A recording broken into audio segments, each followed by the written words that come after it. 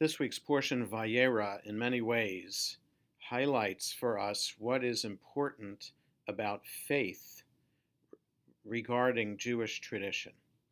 In other words, in this portion, we read about several key events that occur in the life of Abraham. Some of them have to do with his wife Sarah, but a couple of them are specifically related to Abraham himself, how he understands faith in God, and then, because it's in the Torah, how we are supposed to understand faith in God. One element which is crucial for our understanding of advocating for social justice issues is the idea that and the event of God destroying the cities of Sodom and Gomorrah.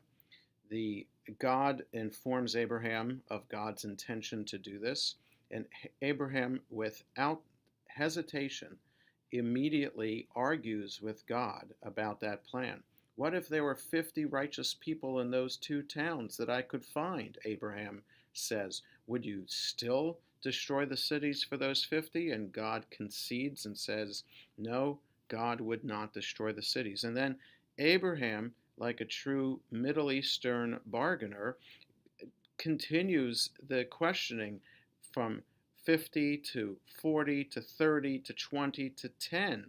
And God said, even for 10, I would save the two cities. And of course, there weren't even 10 righteous people. So that element of faith, that we feel strongly in the values in which Judaism stands for and what we are supposed to fight for, and that element we are happy to learn from Abraham and proud to learn that we have this nearly 4,000-year tradition since Abraham of advocating for social justice, for the rights of the minority, for the rights of justice and equality.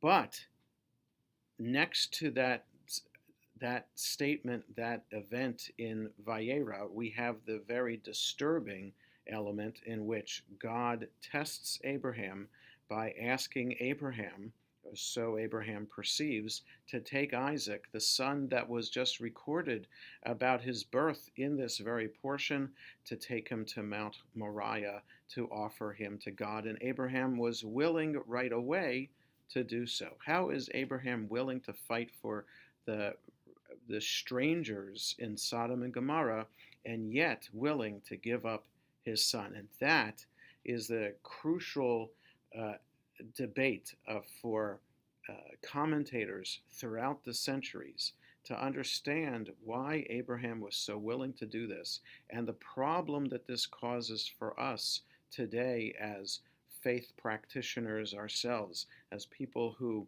stand for equality and justice, who would never imagine giving our child to God as a sacrifice. So that leaves us with this question: what are we supposed to understand of Abraham?